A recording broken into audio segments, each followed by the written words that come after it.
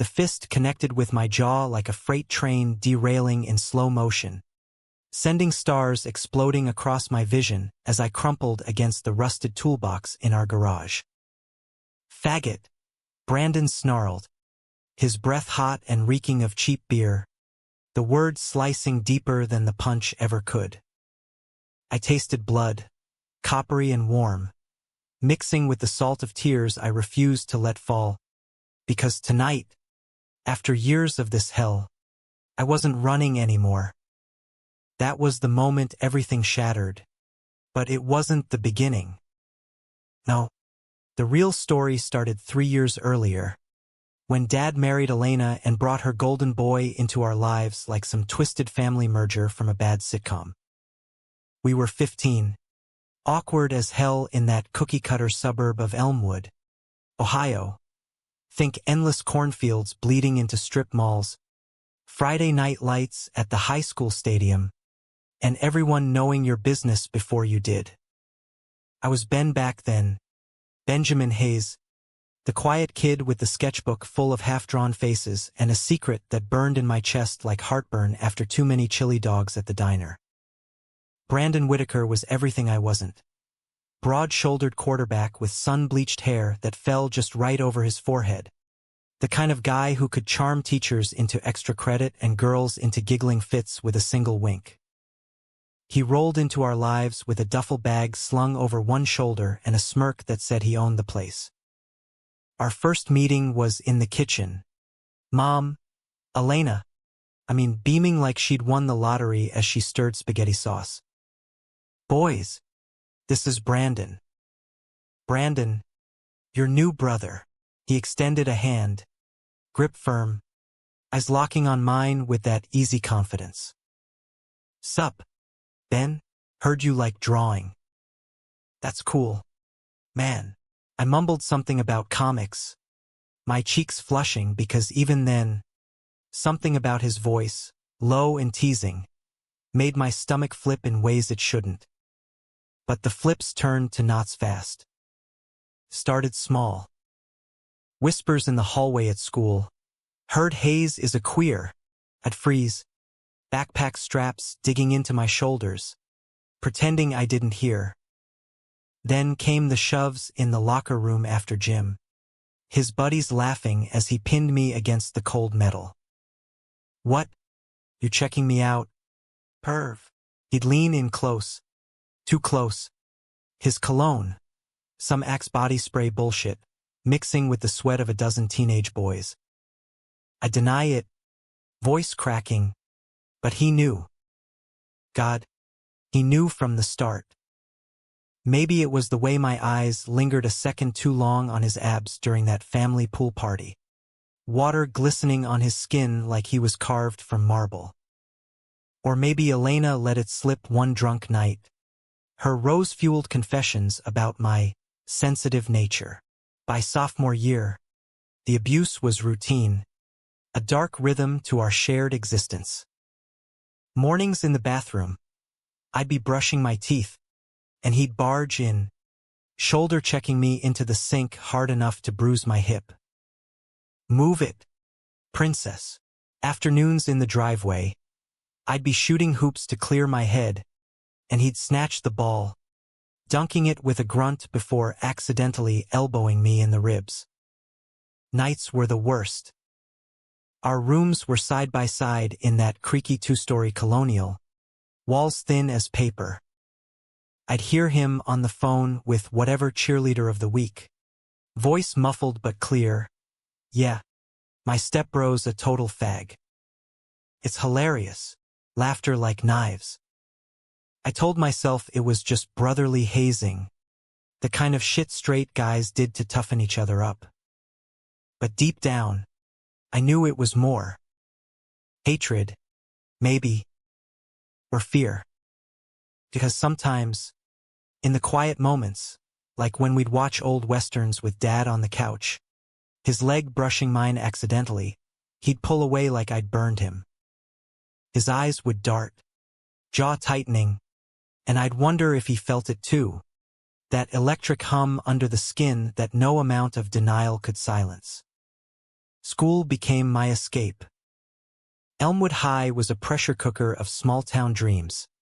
Pep rallies under floodlights, homecoming floats dripping with crepe paper, the annual fair where cotton candy stuck to your fingers and Ferris wheel rides promised stolen kisses. I buried myself in art club, sketching portraits of classmates who never quite looked like Brandon, no matter how hard I tried to twist the lines. That's where I met Alex. God, Alex. He transferred in from Chicago mid-junior year, all sharp cheekbones and faded band tees, with a laugh that cut through the fluorescent hum of the classroom like sunlight through blinds.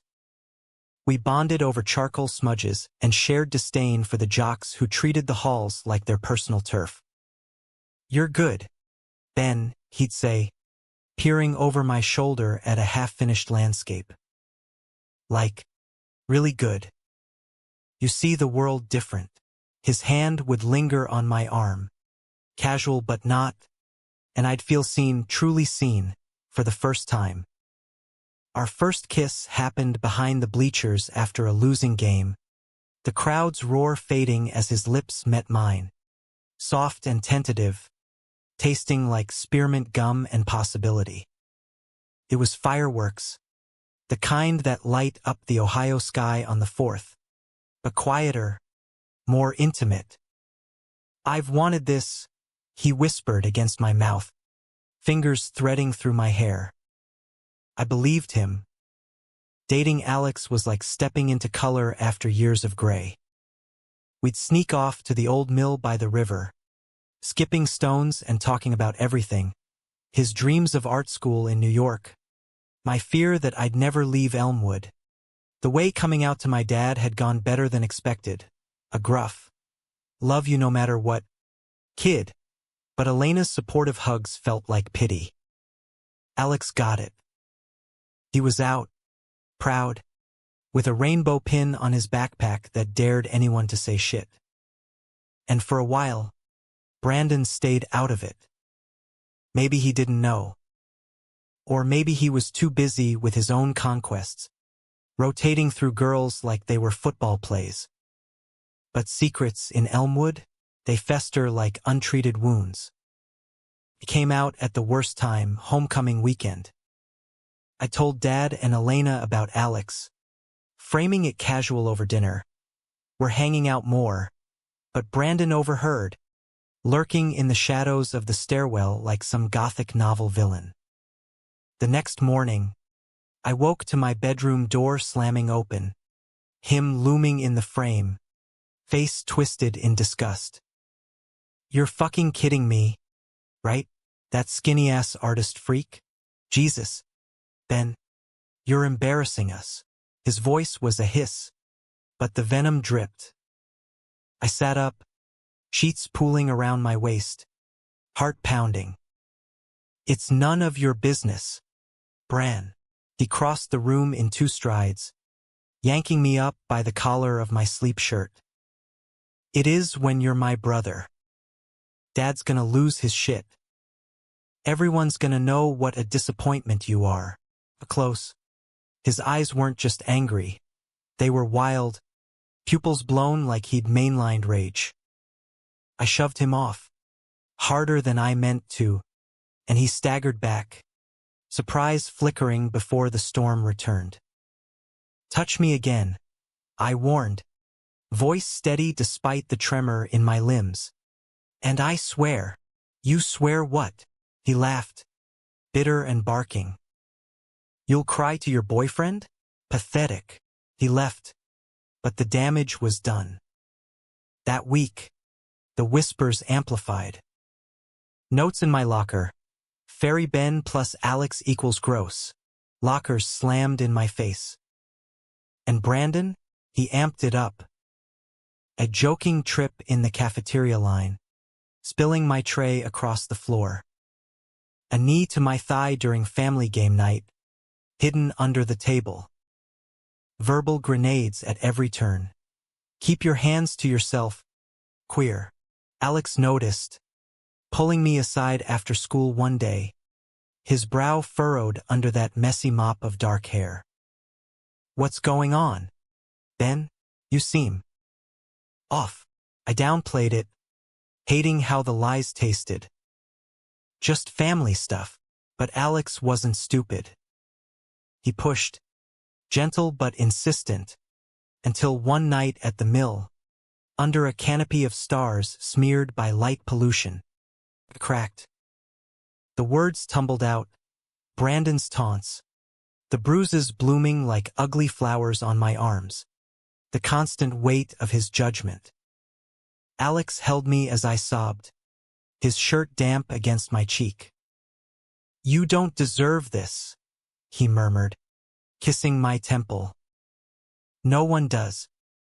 We tell someone. Your dad. A teacher, but I shook my head. It'll make it worse. He's family. The word hung between us like smoke, choking. Alex didn't push after that, but his protectiveness grew, walking me to classes, glaring daggers at Brandon across the quad. Should have been fine. It wasn't. Because jealousy is a sneaky bastard, and in our house, it wore Brandon's face. Winter hit Elmwood like a grudge, snow piling up against the windowsills, turning the world into a muffled white dream. Christmas was Elena's domain, twinkling lights strung across the mantel, Bing Crosby crooning from the speakers, her famous gingerbread cookies cooling on wire racks. But tension crackled like the fire in the hearth. Brandon and I circled each other like wary dogs, polite at the table, venomous in private. Dad noticed, clapping a hand on my shoulder one night as we washed dishes. You two need to sort your shit, Ben. Brothers stick together. I nodded, suds dripping from my fingers, but inside, I screamed. Stick together? Brandon was the reason I jumped at shadows. Alex was my anchor. We'd carve out stolen moments, sledding down the hill behind the library, mittened hands brushing as we tumbled into drifts, hot chocolate at the corner cafe, marshmallows melting into sweet foam while we planned our escape to the city. We'll get an apartment in Brooklyn, he'd say, eyes bright. You, me, canvases everywhere. No more hiding. I'd lean into him, foreheads touching, and believe it. For the first time, love felt like armor, not a weakness. But armor cracks. It happened on New Year's Eve, the whole town buzzing with amateur fireworks and too much eggnog. Elena hosted a party, neighbors in ugly sweaters, laughter echoing off the vaulted ceilings. Alex came, blending in with his ironic bow tie, charming Elena with stories of his mom's Polish pierogies. Brandon watched from across the room, nursing a solo cup, jaw set like concrete. I caught his stare, a flicker of something unreadable, hurt, rage, before he turned away. Midnight struck, confetti raining down as Auld Lang Syne warbled from the stereo. The room erupted in cheers, hugs, kisses. Alex pulled me into a corner, lips finding mine in the chaos, promise sealed with champagne breath. It was perfect. Until it wasn't. I felt the hand on my shoulder first, rough, unyielding. Brandon. A word, he growled, yanking me toward the back porch. Alex protested, but I waved him off. It's fine. Just family drama. The cold hit like a slap, snowflakes melting on my skin as the door clicked shut behind us. Brandon paced the deck, breath fogging the air, his flannel shirt untucked and rumpled. What the fuck are you doing? He spat, whirling on me. Sucking face with that loser in front of everyone? Dad saw. Elena saw. You're ruining us. Ruining us? I echoed, heat rising despite the chill. You're the one who's been beating the shit out of me for months. This has nothing to do with you. He stepped closer, towering, the porch light carving shadows across his face. It has everything. You're my brother, Ben. His voice cracked, just a hair, and he raked a hand through his hair. I can't let you make the same mistakes Mistakes. The word ignited something feral in me. Like what, Bran? Like being honest? Like loving someone who doesn't make me feel like garbage? The words hung there, raw and reckless. His eyes widened, a storm brewing, anger, yes, but laced with panic. Desperation. You think this is easy for me? He whispered, voice breaking like thin ice. Watching you with him. Knowing what we. He trailed off, fists clenching at his sides. The air thickened, charged with unspoken truths. For a heartbeat, I saw it, the mirror of my own confusion in his gaze, the pull he'd been fighting since day one. But then the mask slammed down. You're disgusting, he hissed, shoving me hard against the railing. The wood bit into my back, breath whooshing out.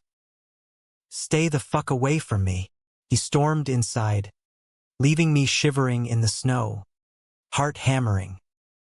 What had he almost said? What we? The question gnawed as I rejoined the party, forcing smiles for Alex's sake. But the seed was planted, doubt, hope, terror twisting into a knot I couldn't untangle. January dragged, gray skies mirroring my mood. School resumed with a vengeance. Midterms looming, Alex buried in portfolio prep for college apps. We saw less of each other, texts replacing touches, but it was enough to keep me afloat. Brandon, though, he was a ghost haunting our house, silent meals, slammed doors, eyes avoiding mine like I was contagious. The abuse paused, a fragile truce, but the tension hummed like power lines after a storm. I threw myself into art, channeling the chaos onto canvas. Abstract swirls of blue and black, figures entangled in shadow and light. Mr. Hargrove, our advisor, pulled me aside after club one day. This is powerful, Ben. Painful. You okay? His concern was genuine, wire-rimmed glasses slipping down his nose. I shrugged. Just processing. He nodded, not pushing, but slipped me a pamphlet for the local youth center's LGBTQ+ support group. If you ever need to talk. No judgment. I went that Thursday, nerves jangling like loose change. The center was tucked in a strip mall next to a laundromat, rainbow flag fluttering defiantly in the wind. Inside, it was cozy beanbags, posters of icons like Harvey Milk, a circle of folding chairs where stories spilled like confessions. There were 5 of us that night, a trans kid from the next town over, a bi girl fresh from a bad breakup, and me.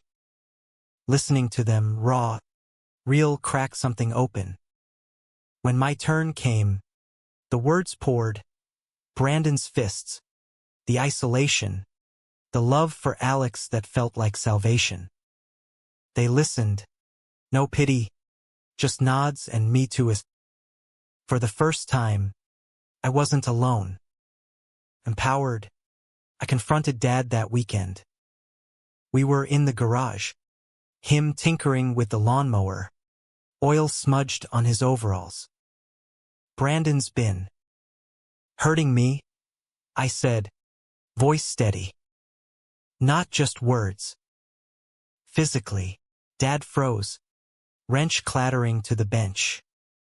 His face crumpled, shock, guilt, fury. Why didn't you say something sooner? Son. He pulled me into a bear hug, flannel rough against my cheek. This ends now. He called a family meeting that night, Elena hovering anxiously with chamomile tea. Brandon slouched in, arms crossed, defiance etched in every line. Dad laid it out, voice like gravel. Abuse stops here, Brandon. You touch Ben again, you're out. I don't care if you're blood or not, Elena gasped, hand to her mouth. But Brandon? He laughed. A hollow, broken sound. You think he's innocent? He's the one parading his shit around, making us a joke. Dad's eyes flashed. That's enough. Apologize. The room went tomb silent. Brandon's gaze flicked to me, something fracturing behind the blue. Regret? Shame? Sorry, he muttered, barely audible, before bolting upstairs. Elena followed, cooing reassurances. Dad sighed, clapping my shoulder. Proud of you, kid. Took guts.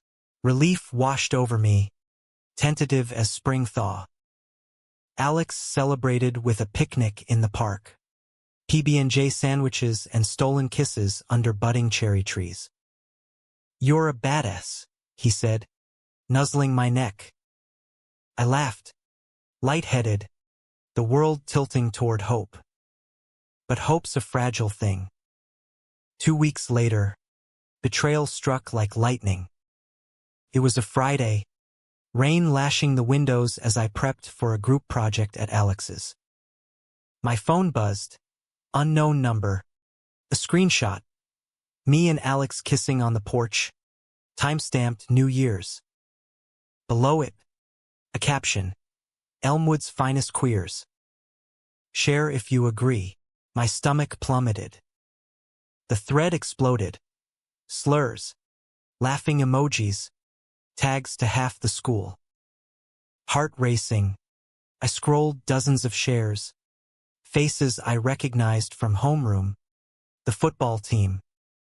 And at the top, Brandon's account, liking it first. He'd done this. My own brother, after the truce, after the apology. Rage boiled, hot and blinding. I stormed home through the downpour, soaked to the bone, bursting into the living room where he lounged on the couch. Controller in hand, video game gunfire blaring.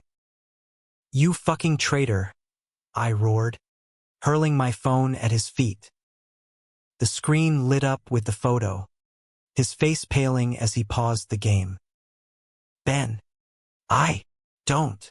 I advanced, fists balled, rain dripping from my hair. You knew what that would do. The shit I've taken because of you.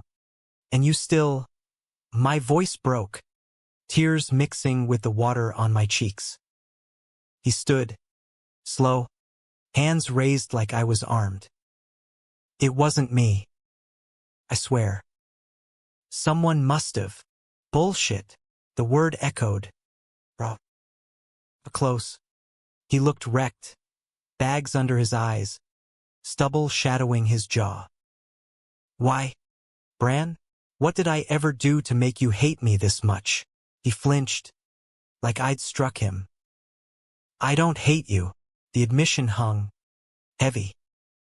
His voice dropped, barely above the rain's patter. That's the problem. Fuck, Ben. From the start, I couldn't stop looking at you.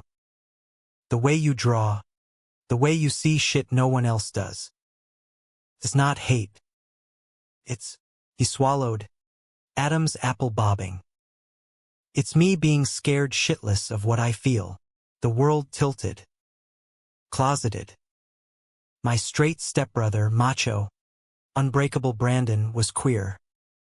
In love with me, the pieces clicked. The shoves to hide the stares. The taunts to drown the want. The jealousy fueling the fire. All this time, I whispered, backing away. The abuse. Because you couldn't deal? He nodded, misery carving lines into his face. I thought if I pushed hard enough, it'd go away. Make you straight, or me numb. But seeing you with Alex killed me. Tears welled in his eyes. Brandon Whitaker, crying. Vulnerable. Human. I wanted to scream, to hit him, to pull him close. Betrayal warred with pity, love with loathing. You destroyed me, I said softly. For nothing. I know. He reached out, tentative, fingers brushing my arm. Electricity sparked, familiar and forbidden. I jerked back. Don't. Not now. Maybe not ever. I fled to my room, locking the door, curling on the bed as sobs racked me. The rain wept with me, washing away illusions. Family wasn't blood or vows, it was choice. Forgiveness, that was a bridge I'd cross later. For now, survival. Days blurred into a haze of avoidance and aftermath. School became a minefield. Stares in the halls, whispers like wasps. A rainbow slushie dumped on my locker as solidarity. Alex was furious, ready to go nuclear, report it, sue, whatever, but I held him back. It's Elmwood, I said, voice hollow. They'll spin it against us. He relented, but the fire in his eyes dimmed, replaced by worry lines that aged him beyond his years. Our dates turned therapeutic. Long walks by the frozen river, hands clasped against the cold, him coaxing smiles with dumb jokes about abstract art being just expensive finger painting. Home was worse. Brandon tiptoed like a ghost, meals silent except for Elena's forced chatter about church bake sales. Dad watched us both, hawk-eyed, but said nothing, his way of giving space. I caught Brandon staring, though across the breakfast table, his gaze lingering on my lips as I sipped coffee. In the hallway, pausing mid-step when our shoulders brushed. Each time, heat bloomed unwanted, a traitorous flush I hated myself for. The youth group became my lifeline. Thursdays at the center, spilling guts to strangers who nodded like old friends. Betrayals the deepest cut. The trans kid, Jamie, said one night, doodling on a napkin. But it doesn't define you. Her words stuck. A mantra against the nights I replayed Brandon's confession, dissecting it like a frog in bio class. Was it real or damage control? The not knowing gnawed. But so did the pull, the magnetic wrongness of wanting the one who'd broken me. Spring crept in, tentative. Crocuses poking through snowmelt, the high school buzzing with prom fever. Alex asked me during lunch, knee bumping mine under the cafeteria table. Go with me? Make M talk for the right reasons. His grin was lopsided, hopeful. I said yes, picturing us in thrift store tuxes, dancing under disco balls to defy the haters. Felt like rebellion, a middle finger to Elmwood's narrow lanes. But fate's a cruel director. Prom night dawned crisp, cherry blossoms shedding petals like confetti. I suited up in my room, knotting the tie with shaking hands, nerves, excitement, the usual cocktail. A knock startled me. Brandon, leaning in the doorway, dressed to kill in a charcoal suit that hugged his frame like it was tailored by gods. You clean up nice, he said, voice rough. No smirk, just quiet appraisal. Thanks.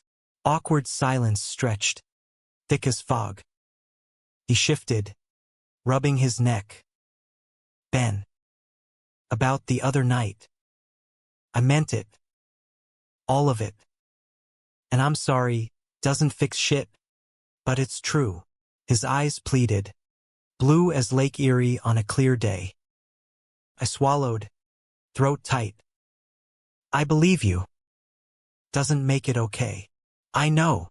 He stepped closer, scent of his aftershave, cedar and spice, flooding my senses. Just be safe tonight. Alex is lucky. Jealousy edged his tone, subtle as a shadow. Before I could respond, Elena called us down for photos. The flash popped, capturing frozen smiles. Me and Alex, arms linked, family portraits with cracks invisible to the lens. The gym transformed into a fever dream, streamers in school colors, a DJ spinning top 40 remixes, punch bowl spiked with who knows what. Alex and I arrived fashionably late, heads high, ignoring the murmurs. We danced, awkward at first, then loose, hips swaying to uptown funk, his hand warm on my waist, laughter bubbling as we spun. For hours, it was magic, stolen sips of contraband vodka, slow dances where our hearts synced to the bass. Then, the crash. I stepped away for air, weaving through clusters of glittering teens to the exit. The night was velvet, stars pricking the sky like diamond dust. Footsteps crunched gravel behind me. Brandon. Alone, tie loosened, jacket slung over one arm. Needed to see you. Stalking now, quipped, but my pulse betrayed me, quickening. He chuckled, low and self-deprecating. Guilty. Look, I couldn't stay away. Watching you in there. Happy. It hurts, but it's right. He leaned against the brick wall, moonlight silvering his hair. Vulnerability stripped him bare, no quarterback swagger, just a boy unraveling. I've been talking to someone. At the center. Jamie's uncle runs a group for guys like us. My breath hitched. You're going. Tonight was my first. He met my eyes. Steady. Turns out, I'm not as straight as I thought. Or as broken. The admission hung. A bridge extended over the chasm between us. Across it, tentative. That's huge, Bran. Proud of you. Our fingers brushed. Accidental. Electric. Neither pulled away. Inside, the slow song swelled, thinking out loud, Ed Sheeran crooning about growing old together. Alex found me later, brow arched at my flushed cheeks. Everything good? I nodded, guilt twisting. Yeah. Just clearing air. Prom ended in a blur of hugs and helium balloons. Alex drove me home, parking under the street lamp for a goodbye kiss that lingered, sweet and searching. Love you, he murmured, forehead to mine. Whatever comes, love you too.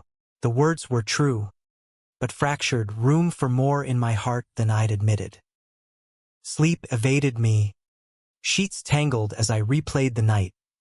Alex's joy, Brandon's confession, the fork in my road.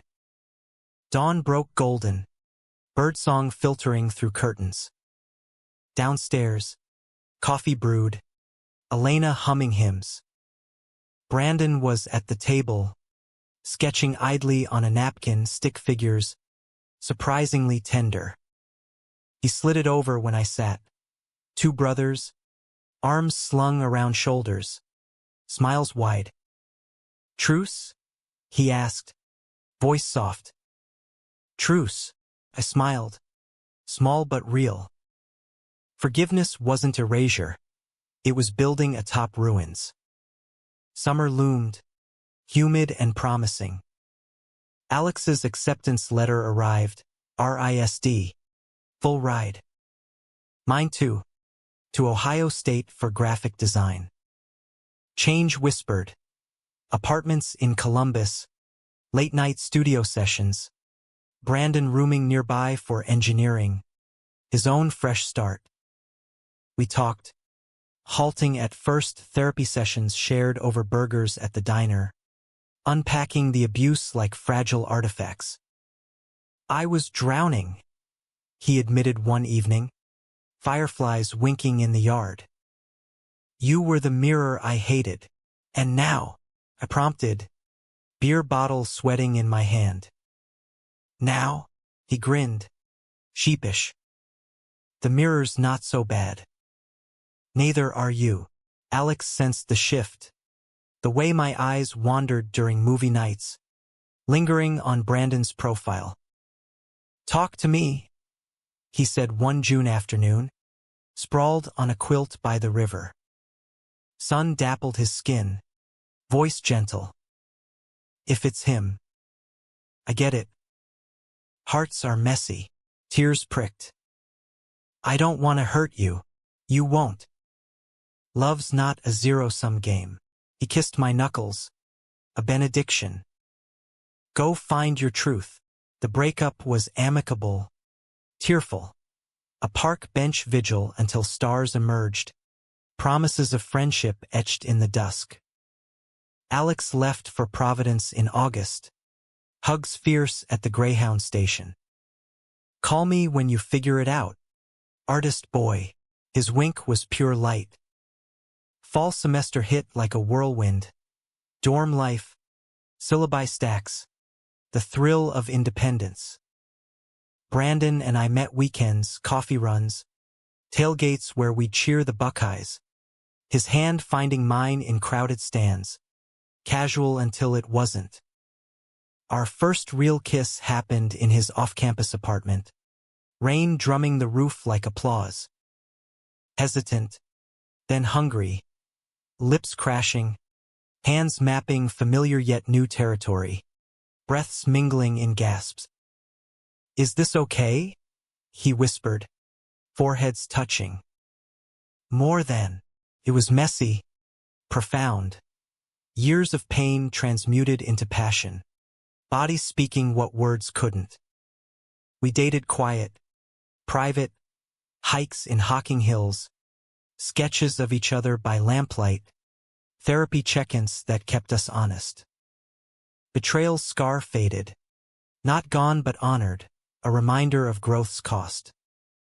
Elena cried happy tears at Thanksgiving. Dad clapped backs with gruff pride. Elmwood evolved too. The youth center expanded. Pride flags fluttering bolder. Whispers turning to wary acceptance. 2 years in. Under Columbus's autumn blaze. Brandon dropped to one knee in the oval, ring simple, silver, engraved with truce. Marry me, then, not despite the mess. Because of it. Tears blurred the leaves. Yes, laughter bubbled, joy pure as cider. We said vows in a backyard ceremony. Cherry trees witnesses. Alex toasting as best man. To brothers, lovers, survivors. The kiss sealed it, sweet, unbroken. Life unfolded human. Flawed. Beautiful. Art shows where my portraits hung. His engineering firm thriving. A dog named Whiskey who chewed socks with glee. Abuse's echo lingered in quiet moments. But so did resilience, the choice to stand. To love fiercely despite the fall. In the end, standing up wasn't just to him. It was to myself. And that's the real victory.